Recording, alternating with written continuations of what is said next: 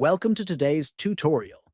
In this video, we'll guide you through the process of changing your username on the Wattpad mobile app. Whether you're looking to refresh your profile or simply prefer a different name, this step-by-step guide will help you make the change effortlessly. First, open the Wattpad app on your phone. Next, look at the top right and click on your current profile photo.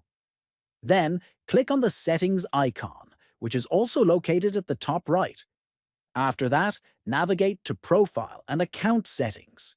Now, scroll down until you find the Username section.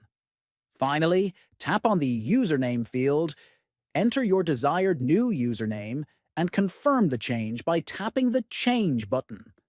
Remember, your new username should be unique and adhere to Wattpad's community guidelines. If you found this video helpful, please consider subscribing to our channel, liking the video, and sharing it with others.